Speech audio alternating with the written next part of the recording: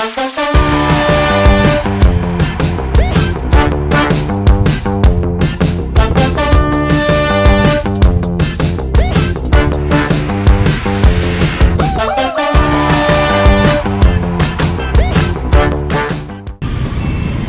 kok ke pom bensin? Mau Loh, kan listrik. Woi, dia numpang lewat. mau isi angin. Angin kan isi bensin. Ya kali tuh.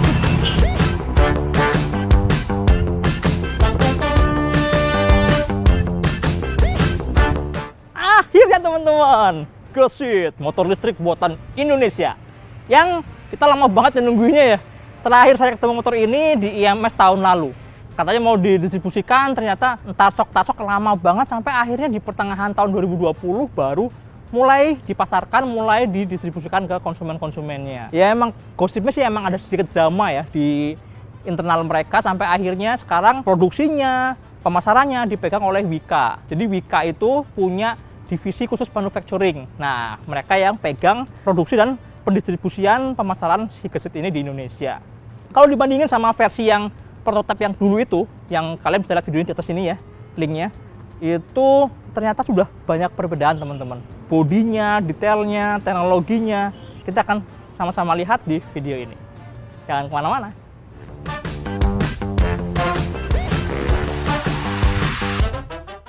Oke deh, pertama kita ngomongin desainnya dulu.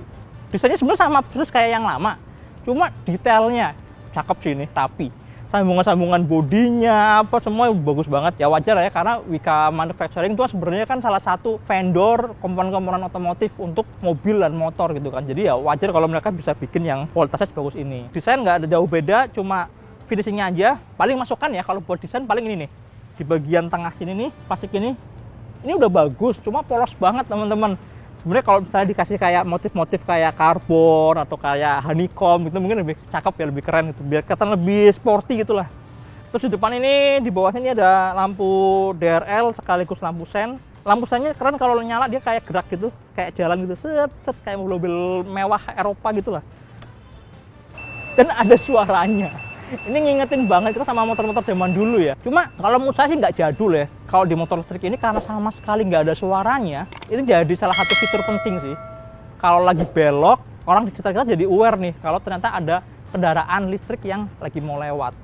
Bener-bener sunyi, sepi banget yang motor ini. Di gang-gang gitu emang agak ngagetin kadang-kadang.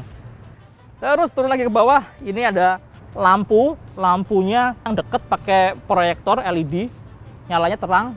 Dan lampu jauhnya terang banget. Kalian bisa langsung lihat nih kayak gini nih nyalanya. Ini sorot lampunya. Lampu dekat, lampu jauh. Lanjut terus shock breakernya, dia pakai teleskopik, tabungnya lumayan gede. Rem depan sudah disc brake, kaliper 2 piston. Peleknya Palang, ini lokal teman-teman, vendornya pakai Virosi. Bannya juga lokal, dia pakai Corsa buatan Indonesia juga.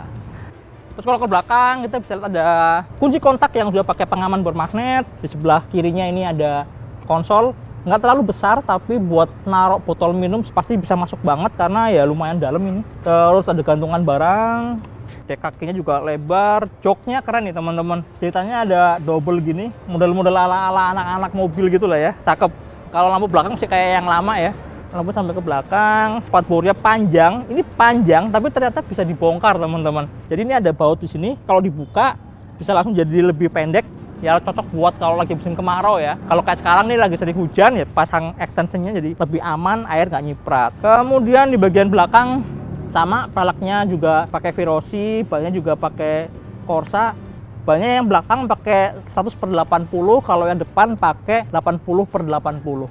Rem belakang juga udah pakai cakram, tapi cuma satu piston, single piston ya. Nah, yang saya suka dari motor ini adalah konstruksinya, motor listriknya di tengah sana tuh. Jadi kalau misalnya kalian mau ganti ban lebih lebar, kalian mau modifikasi peleknya, mau macam-macam tuh lebih mudah ya, lebih gampang gitu. Ya lebih gampang di custom lah ya. Kemudian monoshocknya juga terekspos kayak gitu. Kalau misalnya kalian nanti mau ganti pakai aftermarket, pakai nambah ada tabung atau apa, jadi lebih kelihatan. Menurut saya sih ini mengakomodir hasrat modifikasi orang-orang Indonesia. Orang kita kan senangannya kan utak-atik lagi gitu kan. Kemudian yang saya suka juga adalah ini nih, push stepnya. Push stepnya tuh nggak yang dicongkel pakai kaki gitu kan, tapi ditekan teman-teman, tuh langsung keluar gitu kan. Lebih gampang waktu kita mau ngeluarin si push stepnya. Kalau detail sih kira-kira kayak gitu ya, nggak banyak berubah, tapi secara finishing jauh lebih rapi ketimbang versi prototipe terakhir yang kita temui di IMS tahun lalu. Ya, lumayan, cakep.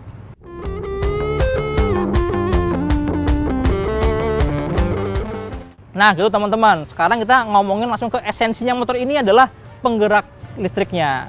Dan kita flashback dulu kali ya, flashback gimana cara kerjanya motor listrik.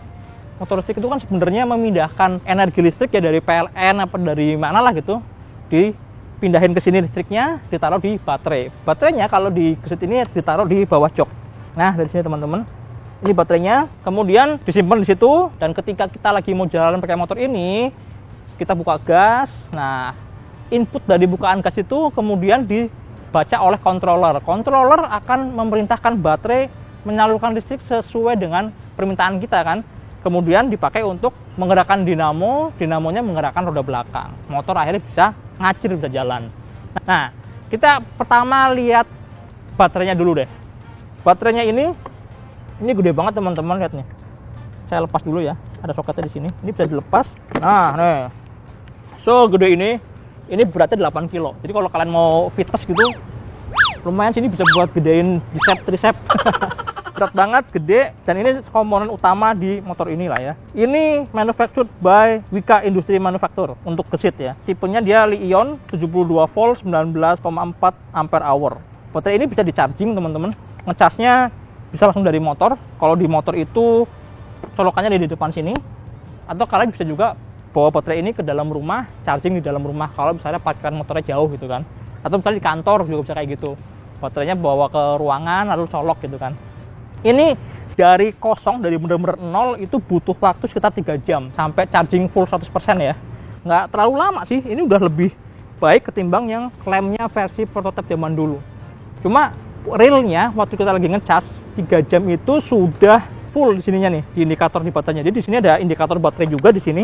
Kapasitas baterainya bisa langsung kelihatan tanpa kita harus menyalakan si indikator di motornya. Atau ketika lagi di charge di dalam rumah, kita juga bisa langsung mengira-ngira udah penuh atau belum. Sampai 3 jam semua barnya full hijau. Tapi sampai si chargingnya ini bener-bener berkedip hijau yang artinya sudah penuh, itu butuh waktu sekitar 3,5 sampai 4 jam. Baterainya kalau menurut saya sini udah lumayan canggih ya. Dia bisa memproteksi kalau misalnya ada overcharging, ada over discharge. Kalau misalnya kita ngecas nih semalaman gitu, lupa gitu, dia nggak bakal kembung lah ya, karena begitu udah full dia akan otomatis langsung memutus arusnya.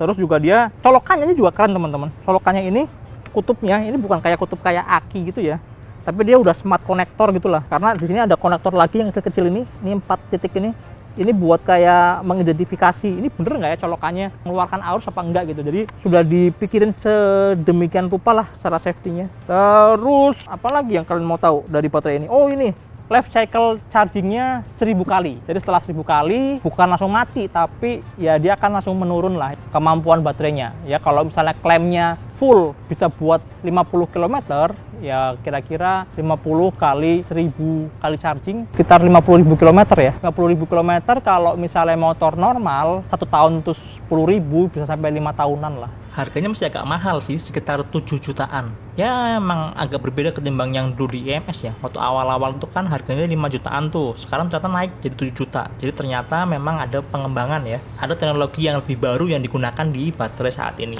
Tapi jangan khawatir karena pihak gesit sendiri meyakini bahwa nantinya 2, 3, 4 tahun kemudian pasti harga baterai akan lebih murah. Spesifikasi seperti ini bisa jadi akan harganya tinggal 2 juta, tinggal 1,5 juta gitu kan. Atau misalnya tetap nih harganya tapi jarak tempuhnya makin jauh gitu kan. Itu yang pertama, baterainya berat sekali. Oh ya teman-teman, di sini juga ada 2 slot sih sebenarnya. Ada 2 slot baterai ya. Jadi kalau misalnya satu baterai bisa buat 50 km, kalau misalnya kalian merasa kurang nih bisa tambah satu lagi, jarak tempuhnya bisa 100 km. Terus kita yang berikutnya ngomongin kalau controller sama baterai manajemen sistem nggak kelihatan teman-teman karena ada di bagian sini nih. Ada di bagian tengah sini. Terus ini ada motor listriknya di sini teman-teman. Motor listriknya ini dari Pindad yang kalian tahu lah, bikin tank, bikin senjata gitu kan. Mereka juga bikin motor listrik buat gesit. Motor listrik ini speknya BLDC motor ya, jadi brushless DC motor, dan kekuatannya dia 2 kW tapi bisa up sampai 5 kW. 5 kW itu kalau kita lagi di mode sport, di gaspol, dia bisa sampai mengeluarkan tenaga sampai segitu. Cuma emang boros banget baterainya. Tapi kalau buat jalan normal ya dia akan kekuatannya sekitar 2 kW lah, 2 kW ya. Powernya kecil teman-teman, dia cuma sekitar 6 horsepower, tapi torsinya gokil, torsinya 30 Nm. Itu yang bikin kalian kalau nanti nyobain motor ini ya, itu pasti yang kerasa banget hentakan torsi awal itu enak lah pokoknya, jambak-jambak naik-narik gitu. Cuma hebatnya biarpun menghentak-hentak, tapi awalnya itu nggak ngagetin, smooth. Ini beda sama motor-motor listrik yang murah-murah itu ya. Dan rasanya ini kayak naik motor listrik yang harganya udah di atas 50 jutaan lah, 40, 50, 60 jutaan. Waktu di awal dibuka tuh gasnya smooth banget. Baru tuh habis itu kerasa tuh tarikan awalnya tuh torsinya kerasa. Biarpun cuma di awal aja, karena memang torsi besar itu cuma dari 0 sampai 2000 sekian RPM. Makanya bener-bener cuma di putaran rendahnya aja. Kalau atasnya sih ya so-so lah ya, nggak terlalu menghentak banget, tapi sesuai klaimnya. Klaimnya sih gesit ini bisa melaju sampai 70 km per jam. Biarpun sebenarnya ya bisa lebih sih sebenarnya kalau baterainya lagi dalam kondisi yang optimal gitu. Oh iya teman-teman, posisi motor listriknya itu ada di atas, di bagian atas kan. Beda sama motor-motor listrik yang motor listriknya biasanya ada di hub atau di tromol. Keuntungannya apa dengan posisi seperti ini? Yang pertama nih, kalau kena hujan, ngelewatin genangan gitu ya, banjir gitu, nggak langsung tergenang tuh si motor listriknya, jadi lebih aman. Terus yang kedua, kan di Indonesia tuh jalanan rusak banget ya, banyak jalanan rusak, banyak lubang gitu. Nah ketika ada benturan kayak gitu ya, jadi motor listriknya tuh nggak langsung kena goncangan, tapi diredam dulu oleh suspensi. Harapannya motor listriknya jadi lebih awet ketimbang yang ada di hub atau di tromol. Lalu penggerak belakangnya dari motor listrik ini ke roda belakang pakai belt. Beltnya ini menarik juga teman-teman. Ini beda sama rantai. Kalau rantai itu kan ada kerenggangan ya, jadi ada jarak main di sini kan. Dia harus ada jarak renggang berapa mili gitu kan. Tapi kalau di gesit ini pakai belt ini nggak ada teman-teman. Ini kalau dipegang bener-bener tegang banget, pas gitu ya. Tahu nggak kenapa? Kenapa yang di gesit ini bisa dibikin setegang itu? Karena nih kalau kalian perhatiin, as lengan ayunya sama as gear depan itu sejajar sama. Jadi gerakan lengan ayun dan roda itu dia akan selalu sama, akan selalu sejajar dengan gerakan si beltnya. Kalau rantai, kalau di motor-motor sport itu kan as rodanya ada di tengah, gear depannya maju lagi, gear belakangnya benar-benar di belakang kan. Jadi waktu swing armnya bergerak, dia nggak sinkron sama si gear depannya kan. Kadang-kadang harus tegang, kadang-kadang harus kendur, tegang, kendur gitu kan. Nah itu yang bikin di rantai dia butuh ada space. Tapi kalau di motor ini dia nggak perlu karena as swing arm sama as gear depan sejajar sama. Paling nanti kalau misalnya sudah mulai kendur, sudah mulai agak mulur ya udah memang harus langsung ganti, kira-kira kayak gitu. Itu spesifikasinya. Mahal apa enggak ya dengan spesifikasi kayak gini, harganya 27,5 juta. Kalau menurut saya sih nggak mahal-mahal banget ya, karena ada beberapa yang motor listrik merek-merek lain dengan spek baterai segitu juga dan motor listriknya juga sampai 5 kW, harganya malah ada yang sampai 40-50 juta gitu kan. Jadi kalau menurut saya sih harga 27,5 juta untuk motor ini ya masih wajar-wajar aja sih. Biarpun memang tidak semurah yang kan banyak tuh, ada yang harganya cuma 5-10 juta itu kan, 5 juta sampai 10 juta juga ada motor-motor listrik. Cuma memang spesifikasinya pasti beda, menentukan spesifikasinya. Kemudian yang menarik lagi teman-teman dari motor ini adalah waktu kemarin saya ngobrol sama teman-teman di gesit itu, semua pada bilang nih, pakai motor ini kalian cuma cukup uang Rp2.000 aja udah bisa jalan sejauh 50 kilo. Weh, kok menarik ya? Dari mana tuh asalnya? Nah, asalnya dari sini teman-teman. Asalnya dari kapasitas baterai tadi. Baterainya kan 72 volt, 19,4 ampere hour. Itu artinya sekitar 1396 watt hour atau 1,3 sekian kWh. Kalau kita bulatkan ya sekitar 1,4 kWh ya. 1,4 kWh kalau dikalikan dengan tarif daftar listriknya 1.400 gitu ya, 1 kWh sekitar Rp1.400, ya bulatin lah 1.500, 1,4 kWh kali Rp1.500. Artinya untuk mencapai 50 km kita cuma keluar uang Rp2.100 saja. Wow, tapi apakah benar sekali ngecas full bisa jalan 50 km? Nah, ini ternyata waktu kita kemarin coba, hasilnya tuh berbeda-beda sesuai sama riding mode yang kita pakai.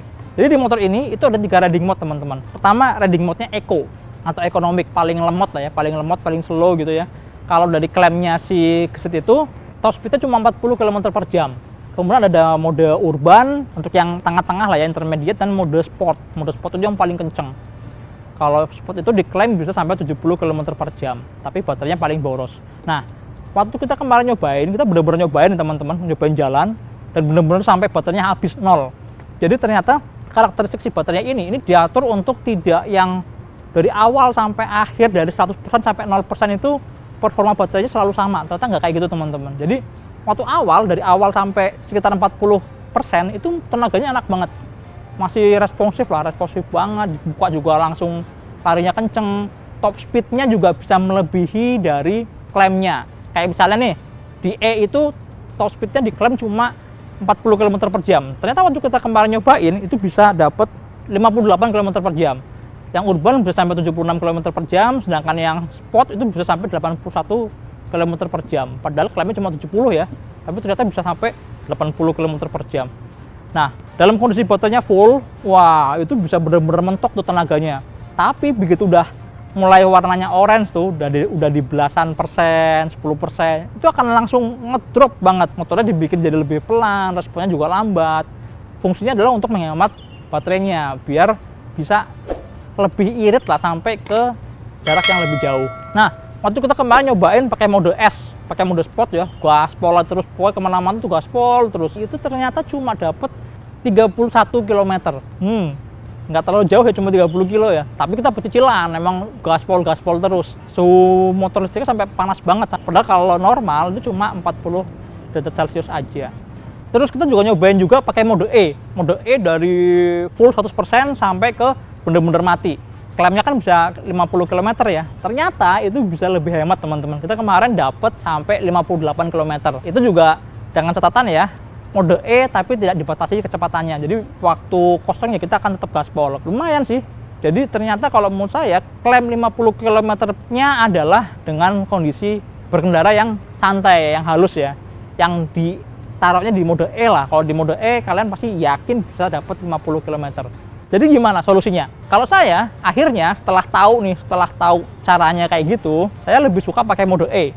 Jadi waktu lagi cruising santai, saya pakai mode E, 40-50 km per jam itu udah cukup banget loh kalau buat jalan di Jakarta gitu kan. Apalagi sore-sore, lagi jamnya macet orang pulang kerja, 40 km per jam itu udah kenceng, udah cukupan lah ya. Nah, ketika kita lagi butuh kecepatan lebih tinggi, kita butuh tenaga lebih besar, mau nyalip misalnya, nah itu langsung dipindahin ke mode U atau ke mode S. Pindahnya juga gampang teman-teman, itu nggak perlu sambil berhenti, kita bisa langsung tekan nih di tombol sebelah kanan ini kan. Taruh di S, gaspol, kita bisa nyalip dengan mudah. Gitu. Jadi itu tengah-tengah lah ya, intermediate antara menghemat baterai sama kalau lagi nyelip-nyelip kita masih bisa punya kecepatan lebih tinggi. Kira-kira gitu.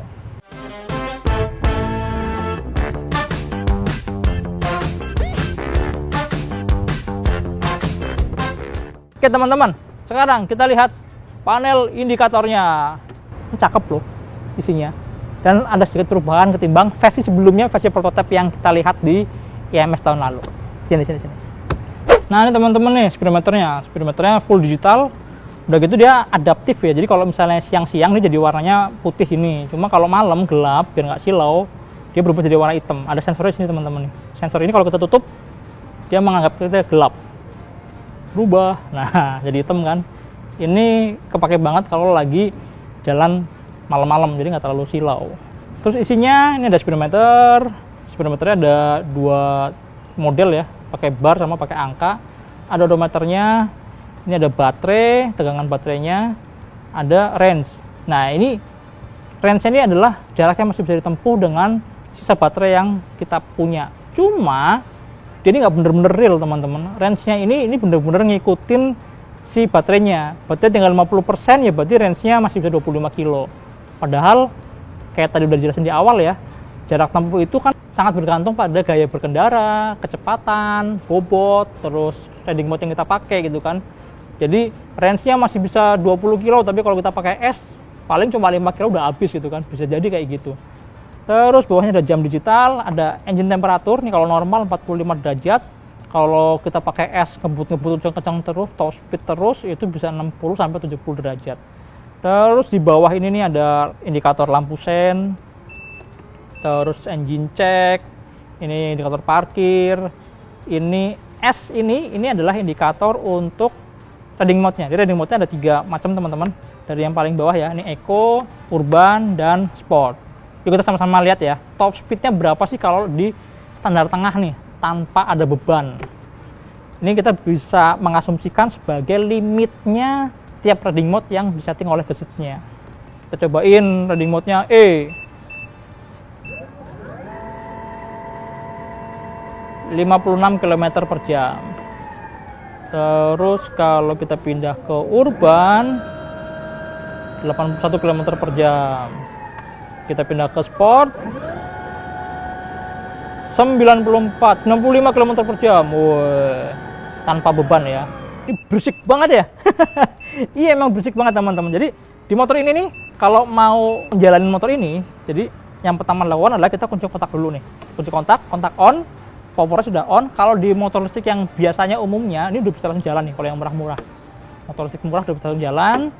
Tapi di beberapa motor listrik yang udah mahal-mahal itu dikasih starter ya, kayak dikasih tombol lagi untuk safety. Nah, kita harus pencet rem dan tekan tombol starter di sini. Nah, ini artinya udah on, ini sudah bisa ready digunakan. Udah bisa jalan tuh. Cuma sama gesit ditambahin suara teman-teman. Tujuannya apa? Biar kita aware nih kalau kita lagi berhenti di lampu merah, berhenti sebentar di depan warung misalnya, kita aware bahwa motor ini lagi dalam kondisi ready untuk jalan. Jadi meminimalisir kemungkinan tiba-tiba gasnya dibuka, motornya lompat, kira-kira kayak gitu. Cuma kalau berisik ya matiin dulu aja, matiin. Nanti begitu lampu traffic light-nya sudah hijau, dinyalain lagi. Kira-kira kayak gitu teman-teman. Terus fitur lainnya, ini dalam dekat lampu jauh tadi indikatornya ada Bluetooth dan ada logo map. Bluetooth artinya ini motor speedometernya bisa dikoneksikan ke smartphone Anda. Nah teman-teman nih kayak gini nih tampilan aplikasinya. Apa aja yang bisa dilihat? Kita bisa lihat baterai status tuh lengkap kan, kondisi baterainya good atau enggak gitu kan. Ini malah ada 2 baterai sih, 2 baterai kalau misalnya dua-duanya kepasang ya, ada slotnya gitu kan. Suhu baterainya kepantau, terus sisanya ada berapa kWh, estimasi jaraknya juga bisa dipantau. Terus jarak tempuh, ada mode pengemudinya, ada diagnostik nih. Ini kita bisa lihat nih, kita jalan berapa lama, terus temperaturnya, inverter temperatur, terus kerusakan. Itu bisa kebaca semua nih, ada inverter over temperatur, motor over temperatur, apa segala macam. Lalu ada parking status karena lagi parkir, makanya on gitu ya, ketahuan juga. Kemudian navigasi, ini sayangnya teman-teman masih under development. Jadi di versi yang dijual massal ini malah justru under development. Padahal harusnya navigasi ini mapnya tuh ada di sini teman-teman. Di sini nih keluar gambar petanya, ngarahin kita kemana, kanan kiri gitu. Cuma kayaknya nanti buat yang next facelift ya. Gosipnya sih mereka memang masih ada sedikit kendala sama regulasi ya, karena katanya kan nggak boleh mainan handphone, lihat map di motor ya saat kita lagi berkendara. Makanya mungkin masih disempurnakan lah, atau mereka lagi menyiasati gimana caranya regulasinya biar tetap legal dan aman digunakan oleh pengendaranya. Satu lagi, ini ada logo R teman-teman. R ini artinya gigi mundurnya motor ini. Motor ini bisa mundur. Caranya gampang banget teman-teman. Ini kalau kita udah ready ya, udah on gitu, kita ngegasnya sambil tekan tombol R di sini. Tombol R-nya ditekan sambil putar gas. Saat otomatis mundur tuh. Kita mundur pelan-pelan 2 km per jam, 3 km per jam gitu kan. Kecepatannya emang dibatasin. Jadi nggak bisa yang kencang-kencang banget karena bahaya juga ya mundur terlalu kenceng. Ini fungsi banget buat emak-emak di parkiran atau parkir di tempat yang nggak datar, miring, jadi nggak perlu narik-narik, dorong-dorong, bisa menggunakan fitur ini. Ayo kita sama-sama cobain nih, lihat nih ya gimana kalau saya mundur pakai motor ini.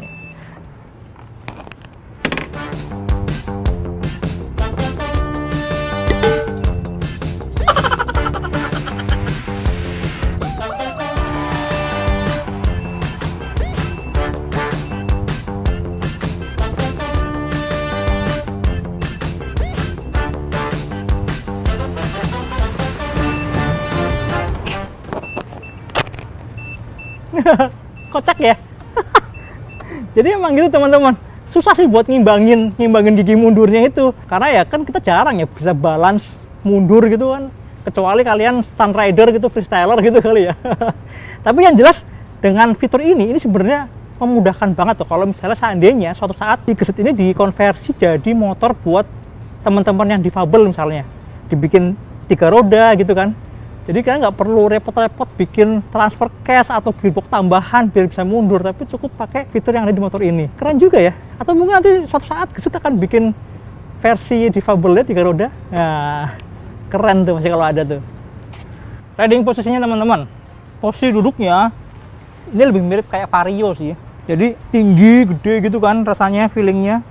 Terus decknya lebar, stangnya nggak terlalu tinggi, nggak terlalu rendah. Pas lah, ini enak sih sebenarnya. Cuma joknya emang lebar. Ini bikin saya 165 cm tuh harus agak jinjit tuh. Tuh kan. Ini mirip sih, mirip kayak feelingnya naik Vario. Jadi bukan feeling naik Honda Beat atau Yamaha Mio yang kecil-kecil banget ya. Dia lebih ke middle scooter lah kayak gitu. Sebenarnya ini agak merepotkan kalau buat mbak-mbak kali ya, buat cewek-cewek yang biasanya nggak terlalu tinggi, ya dia harus agak jinjit lah. Tapi untungnya joknya ini nih, kalau dibatin dari samping, lihat tuh. Dia turun ke bawah gitu kan. Nah, ini mengakomodir buat kalian yang nggak terlalu tinggi. Jadi waktu duduknya agak ke depan, agak maju, otomatis kaki bisa napak kayak gini misalnya. Tapi kalau duduknya ke belakang, jadi jinjit.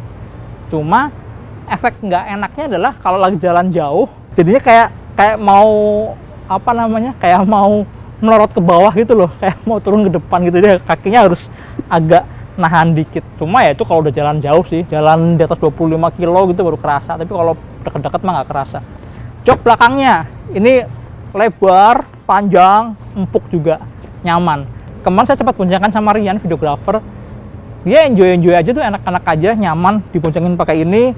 Terus kita juga kemarin sempat nyobain nanjak gitu kan, nanjak di jembatan Senayan, itu jembatan Fatal Senayan.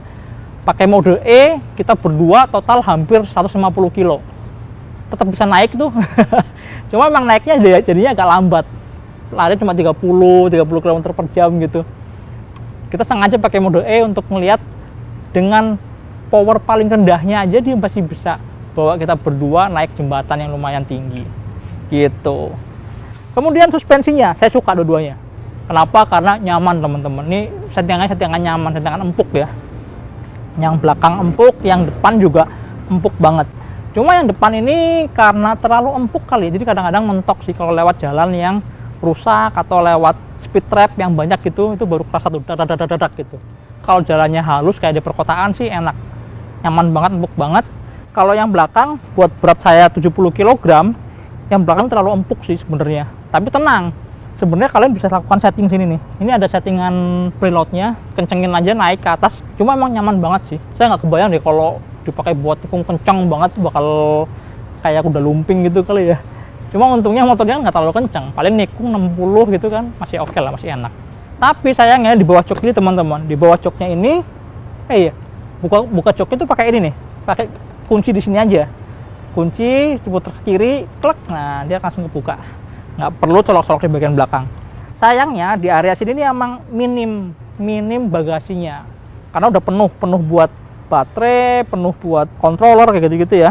Jadi kita cuma punya ruang kecil di bagian tengah sini nih. Ini ruangan buat naruh charger misalnya. Terus paling kalau misalnya mau naruh jas hujan atau apa bisa di sini sih. Cuma ya jadinya nggak terlalu luas ya tempatnya. Paling tambahan ekstra tempat lagi kalau kita cuma pakai satu baterai. Nah, di sini masih bisa buat naruh tas, bisa buat naruh macam-macam. Cuma kalau udah 2 baterai ya udah makin kecil lagi penyimpanannya. Terus ini ada steker juga teman-teman. Stekernya pakai kayak yang ada di rumah-rumah ya. Ini untuk memutus arus kalau kita lagi lepas baterai misalnya, biar safety aja, biar tidak terjadi konsleting lah atau apa gitu kan. Ke bawah off, ke atas on.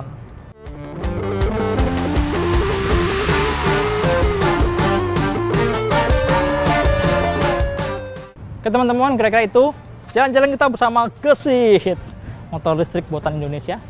Mudah-mudahan ini menjawab rasa penasaran kalian, juga rasa penasaran saya sih. Lama banget ya nungguin, akhirnya ada juga motornya gitu kan. Kalau secara ongkos operasional, tadi hitung-hitungan kasarnya, emang lebih murah daripada motor bensin. Oke juga ya, tapi nggak juga sih teman-teman, karena masih tetap ada beberapa hal yang menjadi kekurangan motor listrik di Indonesia. Misalnya nih, jarak tempuhnya. Dia cuma 50 km dan setelah 50 km kita harus charging selama 3 jam. 3 jam tuh lama loh kalau dibandingin sama 15 menit ngisi bensin di pom bensin kan. Iya kan? Nah, itu.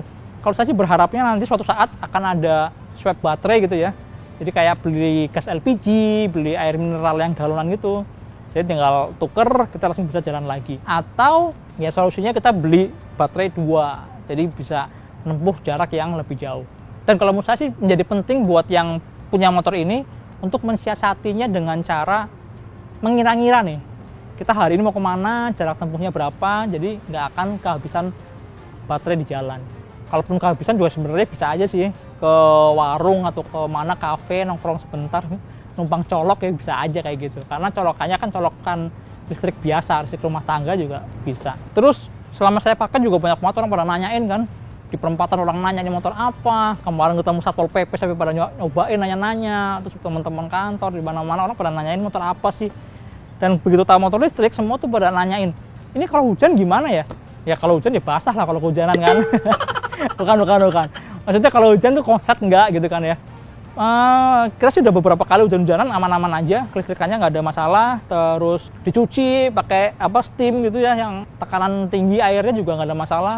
Malah saya juga kemarin sempat lihat tuh di YouTube ada video yang dicemplungin ke dalam kubangan air sampai rodanya nggak kelihatan gitu. Tetap aja bisa jalan-jalan juga aman gitu kan. Kalau menurut saya sih udah dipikirin lah sama insinyur-insinyur Indonesianya ya.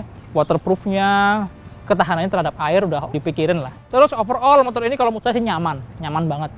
Nyaman, suspensinya nyaman, nggak ada suara, nggak ada polusi suara kan. Terus responnya, torsinya juga gede, menghentak-hentak gitu kan awalannya.